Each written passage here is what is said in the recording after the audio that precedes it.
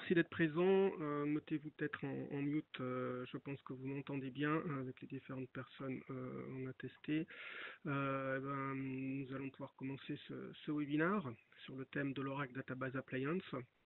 Je suis Vincent Hénard, consultant avant-vente chez DECdata et on travaille avec Digora en particulier sur les sujets d'Appliance et aujourd'hui donc je vais vous présenter les évolutions de l'Appliance ODA X72. Alors en termes d'agenda, on va revenir sur les évolutions technologiques de l'appliance et ses bénéfices. Je ne sais pas, on a sûrement différents niveaux de compétences aujourd'hui, donc je passerai assez rapidement, mais on pourra laisser plus de temps sur les questions s'il y en a à la fin. On s'arrêtera pas mal sur les meilleurs cas d'usage et les meilleures pratiques de cette appliance, et on finira rapidement sur les dernières nouveautés. Alors, les évolutions technologiques de l'appliance. C'est vrai que c'est une solution qui a déjà un certain nombre d'années, et depuis 2011, la première appliance, suite à l'acquisition de Sun Microsystems par Oracle. C'est vrai que l'idée de marier le hardware et le software est née avec le grand frère l'Exadata et le petit frère l'Appliance. Donc chaque année il y a eu une nouvelle version, on suit les générations du matériel et du processeur notamment. Donc c'est vrai que la V en 2011, la X3 en 2013, etc.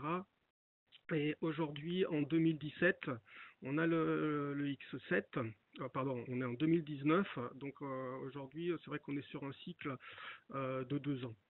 Globalement, le hardware chaque année évolue assez rapidement ces dernières années. Là, on va plutôt passer sur un cycle de 2 ans. Donc en 2019, on va s'attendre probablement d'ici la fin de l'année à une version X8 de l'ODA. Mais effectivement, on voit qu'aujourd'hui c'est un produit extrêmement mature, déployé dans des centaines de comptes en France, et pour cause, on va passer ses intérêts. Donc aujourd'hui, ce type d'appliance a du succès notamment parce que elle a été conçue pour spécialement gérer les bases de données. C'est ce pourquoi il est fait, c'est simplifier la gestion des bases de données avec le hardware. Donc c'est l'idée de l'appliance, on parle d'Engineer System également chez Oracle. Et c'est ce qui a été repris aujourd'hui sur le marché lorsqu'on parle d'hyperconvergence. Alors il y a une petite différence avec l'hyperconvergence, puisque sur le marché, lorsqu'on parle de l'hyperconvergence, ce sont des produits, on va dire, généralistes. On va retrouver toutes les couches, serveur, storage, réseau, operating system, virtualisation. Et ce que l'appliance apporte en plus, eh bien, c'est l'intégration de la base de données et des applications au-dessus de cette couche-là. En particulier les applications Oracle qui sont de fait extrêmement bien intégrées et optimisées pour bien fonctionner avec ce hardware-là. Donc l'intérêt de l'appliance, c'est extrêmement simple à mettre en place. Plutôt que d'installer les différents composants, on va avoir quelque chose prêt à l'emploi. Ça va être complètement optimisé pour la base de données. Ça va permettre d'évoluer également en fonction de la puissance, gérer la performance à la demande ou de la capacité à la demande. L'avantage, c'est que ça a été développé par une seule et même équipe d'ingénieurs chez Oracle. Donc, les évolutions vont suivre à la fois le matériel et le software. Quand je dis matériel, ça peut être du firmware vraiment bas niveau jusqu'au niveau le plus haut. Ce qui permet donc de gérer notamment la sécurité à tous les niveaux. Et d'avoir un support unique, un seul interlocuteur. C'est vrai qu'en cas de problème, on s'adresse à Oracle pour pouvoir avoir une résolution du problème. Et enfin, dernier point, ce type d'appliance a été pensé pour le cloud. C'est vrai qu'aujourd'hui, c'est vraiment le cloud qui dirige un peu les évolutions. Et ce qui est intéressant, c'est qu'on peut à la fois retrouver la fonctionnalité, la façon d'exploiter sa base de données, ses applications, à la fois sur le cloud public chez Oracle, ou à la fois chez soi dans le cloud privé, on va retrouver les mêmes fonctionnalités. Et l'appliance a été développée dans cette approche-là. Donc pour résumer, l'appliance ODA a été conçue dès le départ pour répondre à ces 3 points qu'on retrouve systématiquement: la simplicité, la sécurité, l'optimisation et la capacité d'acheter à moindre coût ce type de solution, puisqu'on va pouvoir augmenter en fonction de la performance. Alors si on passe un peu plus en détail ces 3 caractéristiques, la première, simple et sécurisée. Je l'ai évoqué, effectivement, c'est extrêmement simple à déployer puisque ça a été conçu pour. Il va y avoir un seul outil de management, un seul logiciel qu'on appelle l'Appliance Manager, qui va permettre de gérer toutes les couches et de gérer assez facilement le déploiement et les mises à jour et donc la maintenance et les opérations. En termes de sécurité, c'est quelque chose d'extrêmement important aujourd'hui, que ce soit dans le cloud public ou privé. Un des premiers points, c'est le patching. Effectivement, les mises à jour, c'est extrêmement important pour éviter les failles de sécurité. On recommande systématiquement des patchs trimestriels. Le principe avec cette appliance, c'est qu'on va pouvoir les mettre à jour très simplement. Et puis, c'est basé sur un système d'exploitation Linux qui est fiable, robuste et mis à jour extrêmement rapidement.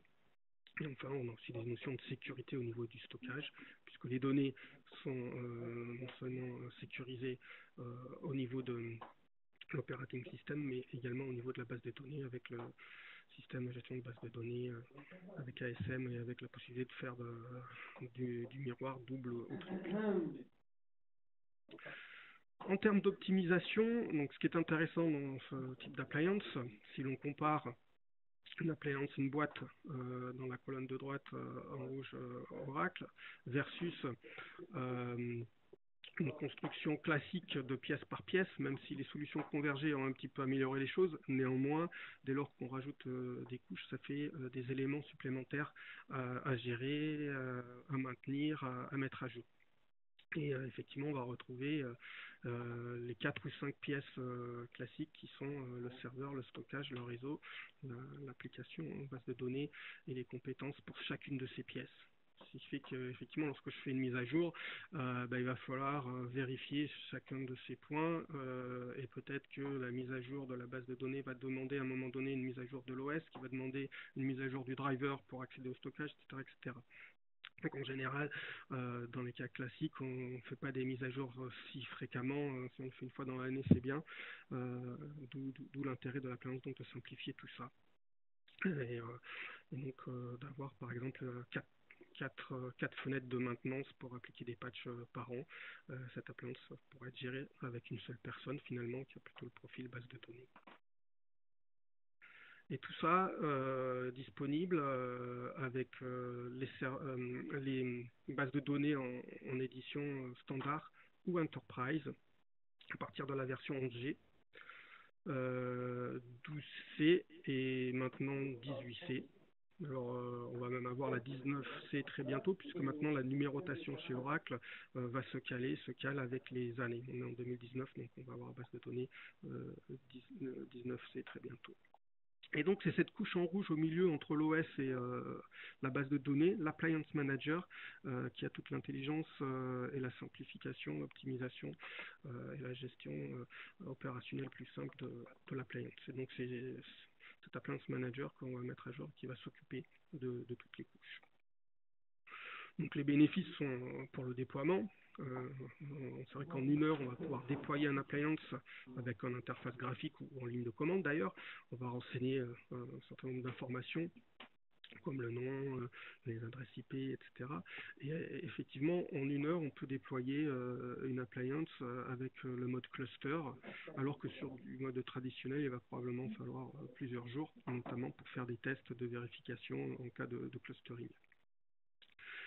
En termes d'administration, donc soit en ligne de commande, soit en interface graphique, une interface assez évoluée qui s'améliore de plus en plus, et ça fait partie d'ailleurs des nouveautés qu'on reviendra voir en fin de présentation.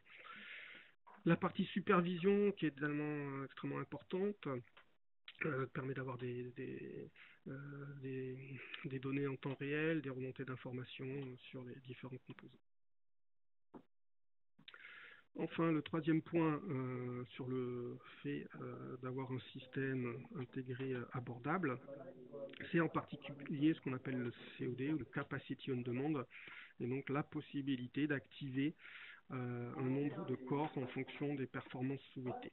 Donc on peut activer 2 corps par 2 corps et donc licencier en fonction de la puissance. Et donc si j'ai besoin de peu de performance, je vais pouvoir commencer avec une seule licence de base de données Enterprise par exemple. Une licence va permettre d'être activée sur 2 corps, et puis je vais pouvoir augmenter en fonction de mes besoins, et si d'année en année j'ai besoin de plus en plus de performance. Donc ça c'est unique sur ce type de système. Alors, en termes de gamme, maintenant si on s'arrête sur ces appliances et savoir qu'est-ce qu'il y a à l'intérieur, en X7, on a trois modèles d'appliance. On a le petit, le S, le M, le moyen, et puis le HA pour haute disponibilité. Donc en fonction des contraintes, on va pouvoir choisir entre ces 3 modèles. En version X6, il y avait un modèle supplémentaire, le L, le large, qui finalement a disparu puisqu'il est remplacé finalement par le M, puisque vu la capacité des disques aujourd'hui, bien dans un M, on peut aller jusqu'à 20 Tera, donc c'est un stockage utile. Et donc, si j'ai pas besoin de beaucoup de stockage, je vais pouvoir commencer avec le S jusqu'à 5 Tera utile, et passer au M jusqu'à 20 Tera utile. Je n'ai pas d'autre disponibilité. En revanche, avec ce type d'appliance, je peux quand même gérer 2 sites, faire de la réplication de 2 sites. On verra dans un cas d'usage par la suite. Mais si ma contrainte est vraiment la haute disponibilité, d'avoir aucune interruption de service, et bien à ce moment-là, mon choix va se porter sur l'appliance HA, qui est composée donc de 2 nœuds et d'un stockage partagé, de façon à pouvoir basculer à tout moment d'un nœud vers l'autre et toujours avoir une haute disponibilité de la base de données. Donc ce qui est nouveau sur le X7, bon, le hardware c'est les derniers processeurs, on va de 10 à 72 cœurs, on a du stockage full flash, NVMe pour les petits modèles, et une version au choix full flash, c'est-à-dire performant ou capacitif pour le modèle achat. Donc on voit qu'effectivement dans le modèle capacitif, je peux aller jusqu'à 120 Tera de stockage en rajoutant des disques capacitifs. Ce qui a évolué également, ce sont les interfaces réseau. Aujourd'hui, on était encore jusqu'à du 10 Go cuivre. Aujourd'hui, on peut aller jusqu'à du 25 Go de base intégré sur ces serveurs en optique. Et puis la virtualisation qui a également évolué, est disponible sur tous les appliances, notamment en version KVM sur le SLM. Alors après, on ne va pas trop passer les détails sur le hardware, mais vous aurez les slides, vous aurez toutes les caractéristiques. Donc ce qu'il faut retenir, le S c'est un seul processeur 10 cœurs avec 192 de mémoire qui peut être évolué, mais c'est tout, les disques ne seront pas évolutifs. Ensuite on va avoir le M qui va passer à 2 processeurs plus performants, jusqu'à 36 cœurs, avec plus de mémoire et plus de disques, également évolutifs. Et enfin, le dernier, le HA, avec donc toutes ces caractéristiques, donc toujours des processeurs plus performants, 36 cœurs par serveur, donc ça fait 72 cœurs en tout sur cette appliance, et un stockage donc évolutif qui peut être en disque performant full flash ou en disque capacitif de 10 Tera. Et on peut rajouter une deuxième tiroir pour aller donc jusqu'à la totalité des 200 Tera.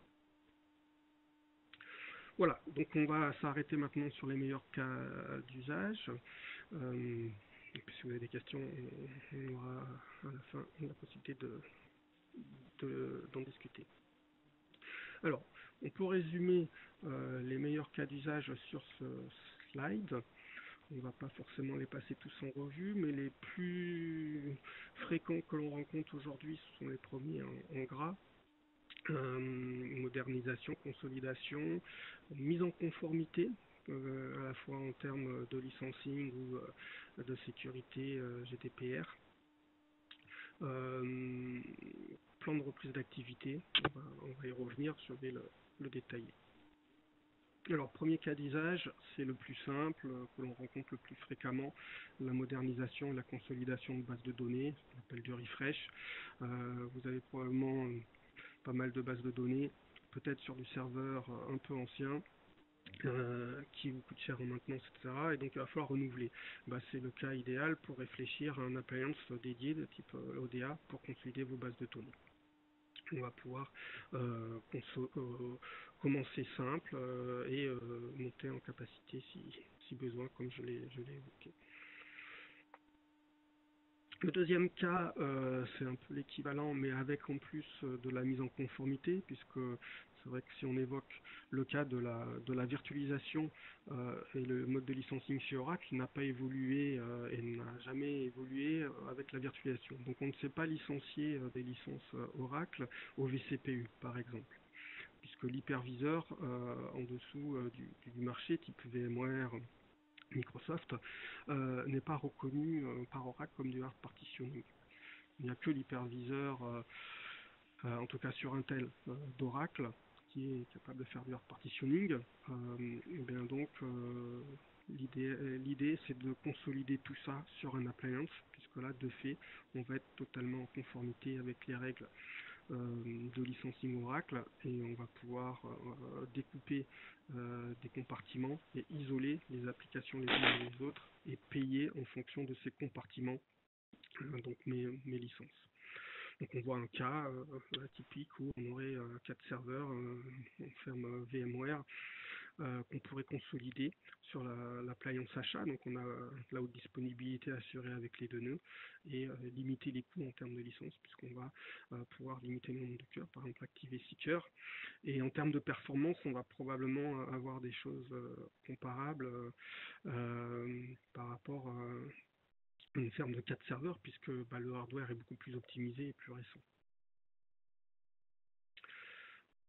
Autre point de mise en conformité, on en a beaucoup parlé l'année dernière, c'est le GDPR. Le fait de passer sur une appliance va permettre d'apporter des outils de compliance sur les GDPR, puisqu'effectivement, on parle GDPR, c'est données privées, mais c'est également toutes les pratiques et quels sont les outils que l'on va pouvoir démontrer en cas de problème, en cas de fuite, en cas de faille. L'appliance ayant tous ces outils-là va permettre de simplifier et d'être en conformité. Quels sont tous les logiciels installés, tout est répertorié avec l'Appliance Manager, avec cet outil central. Une seule personne va être capable de gérer l'appliance et donc sera le point de contact pour avoir l'ensemble des informations, s'assurer que les mises à jour ont bien été faites, à quelle date, etc., comment ça a été sécurisé.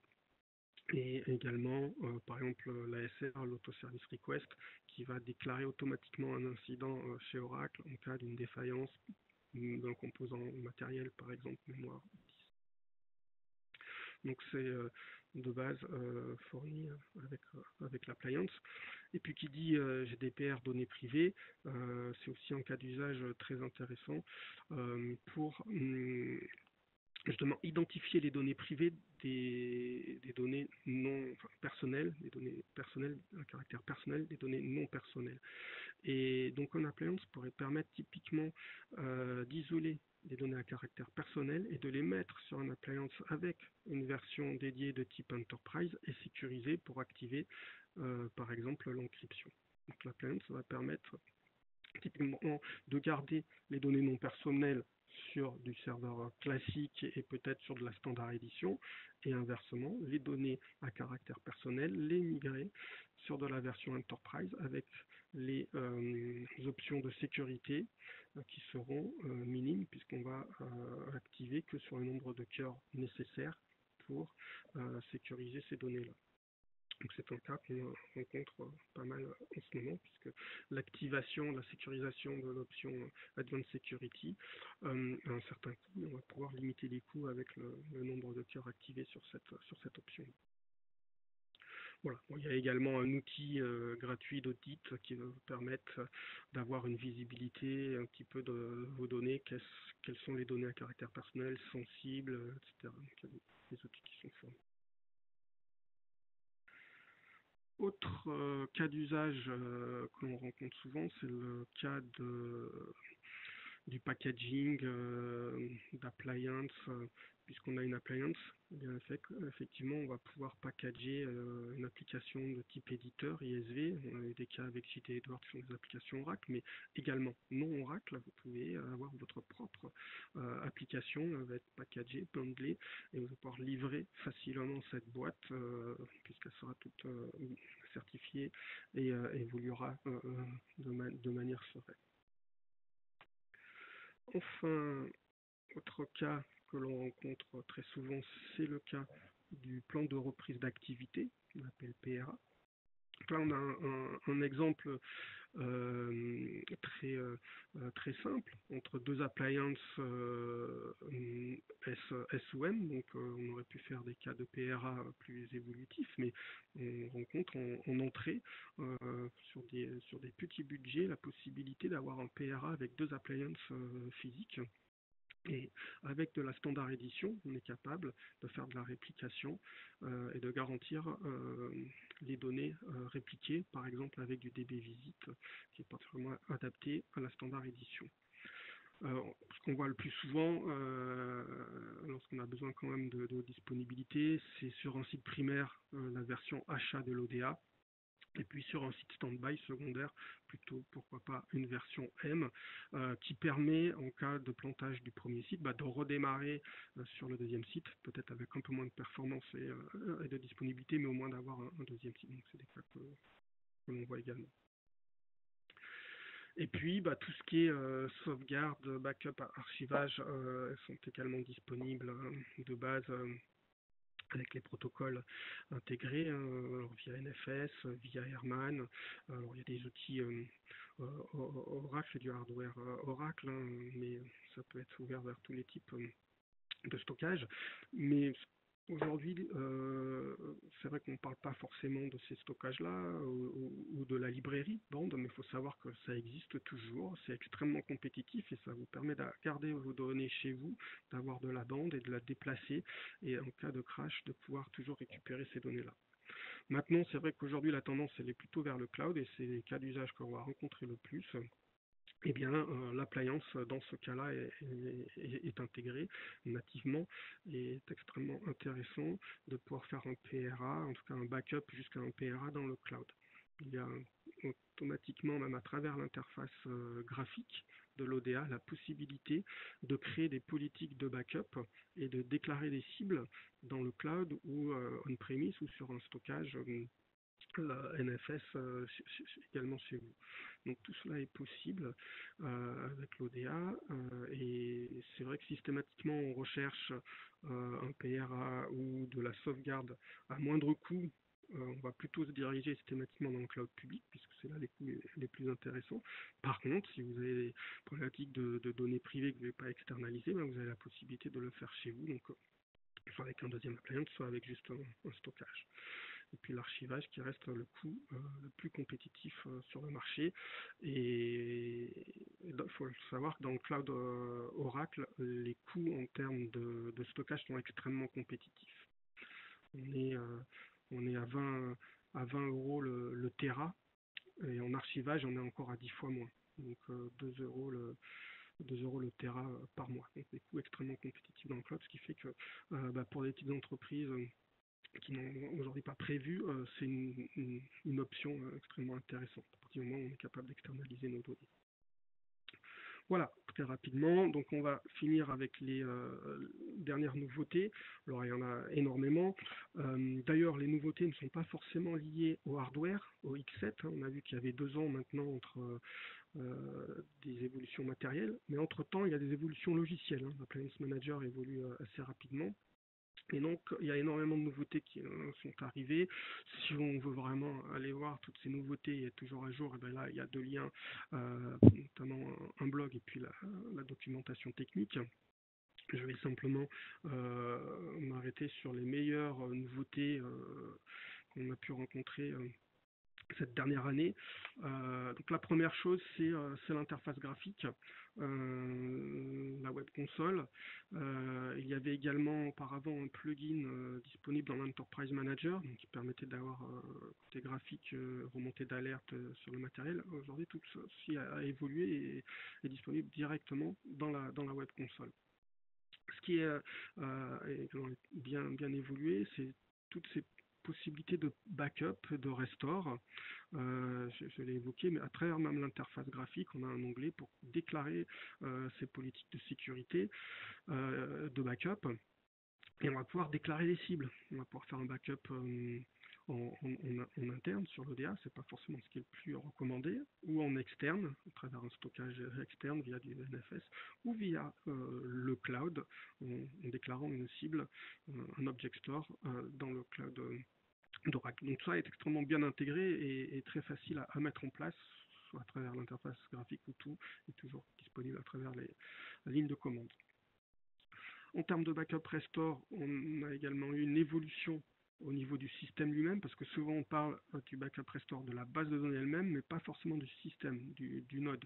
Et ce qui peut être intéressant avant de faire une mise à jour système, un patching, c'est aussi de faire un backup de ce nœud, du serveur. Donc là, il y a un outil qui a évolué qui permet de faire ça en ligne extrêmement simplement et rapidement. En termes de mise à jour, il y a aussi le rolling backup au niveau des disques partagés, donc le rolling patching. Ça existait déjà depuis longtemps au niveau des serveurs, donc c'est la possibilité de faire une mise à jour dans le serveur sans arrêter le service. Et donc en fait, il faut une version achat d'appliance, et lorsque je mets à jour un nœud, le service continue sur le deuxième nœud. Par contre, lorsque j'avais une mise à jour au niveau du firmware de la baie de stockage, il pouvait y avoir dans certains cas un arrêt de production obligatoire, puisque la baie de stockage qui est partagée et centrale va devoir être redémarrée. Et donc là, il y a eu des évolutions pour faire aussi du rolling backup au niveau de la baie de stockage. Enfin, dernier point, l'ASM Flex Disk, c'est une possibilité sur un même appliance de déclarer plusieurs niveaux de sécurité au niveau du disque. Jusqu'à présent, on déployait un appliance et on choisissait au moment du déploiement si on voulait du double mirroring ou du triple mirroring. Le fait d'être flexible, ça va permettre de faire les deux sur l'appliance et donc de consolider des bases de données critiques avec de l'enterprise par exemple, et d'avoir du triple mirroring pour ces bases de données là, et à côté avoir d'autres bases de données peut-être moins critiques et faire que du double mirroring et donc de gagner en capacité au niveau du stockage. Comme les disques sont en flash aujourd'hui, c'est vrai que économiser des disques est intéressant. C'est vrai qu'on remarque générale, au niveau du hardware, ce n'est plus le coût du processeur qui fait le prix du matériel, c'est vraiment le coût des disques aujourd'hui. Donc cette capacité de pouvoir maîtriser les coûts à la fois au niveau du processeur et à la fois au niveau des disques, c'est intéressant. Voilà, au niveau des dernières nouveautés, donc on voulait tenir en 30 minutes, ce qui est le cas. Donc à ce moment-là, on va ouvrir la séance aux questions-réponses si vous avez des questions-réponses. L'idée était de faire un rapide aperçu de 30 minutes et maintenant de laisser la place aux questions. Donc nous allons faire aux questions. Sinon, bien entendu, vous pouvez revenir par la suite vers nous. Alors, je vais regarder dans le chat également s'il y a des questions.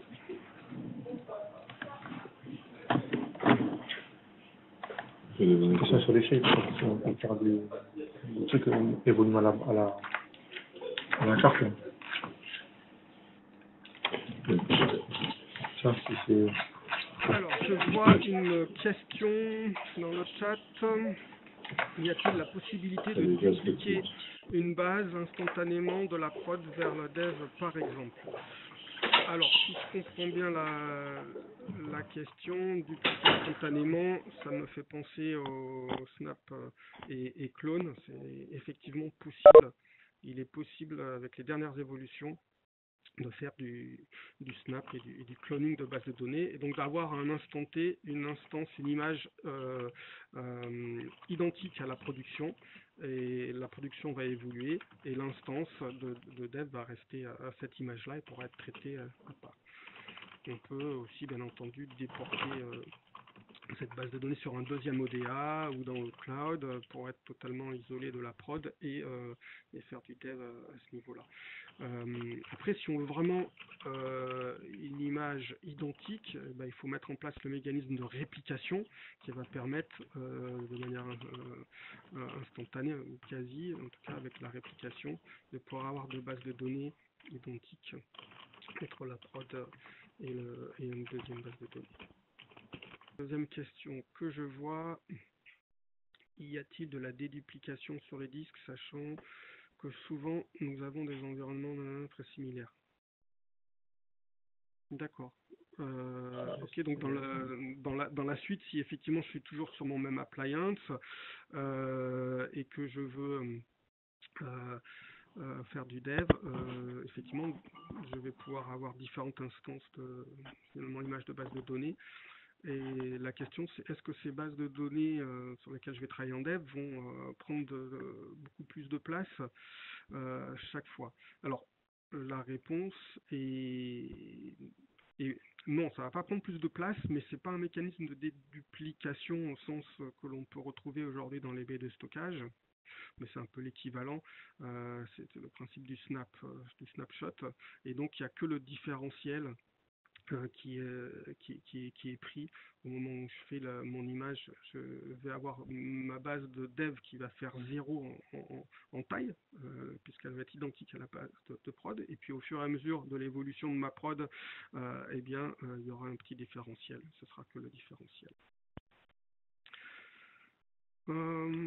Voilà. Alors, je vois une autre question qui vient d'arriver.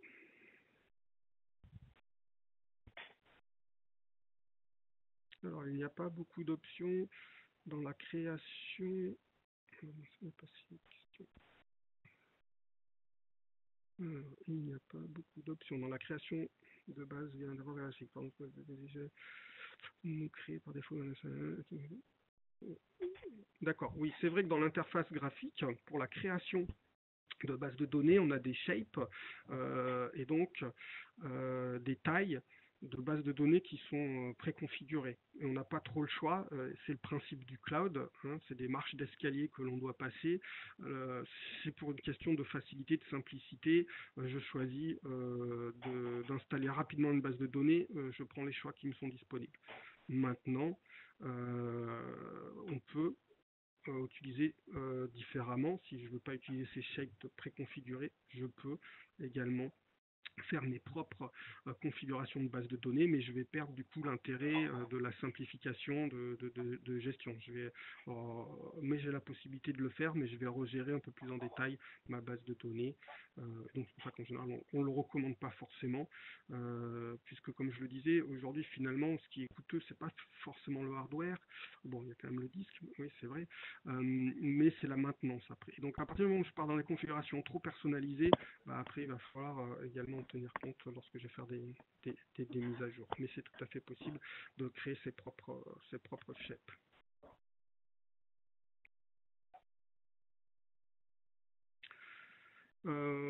Voilà, je pense avoir répondu en tout cas aux questions qui ont été posées dans le chat. Écoutez, on va donc arrêter là le webinar. Je vous remercie en tout cas de votre présence. J'espère que vous aurez comme ça un rapide aperçu des évolutions de l'ODA. Et puis n'hésitez pas à revenir si vous avez des questions. Merci.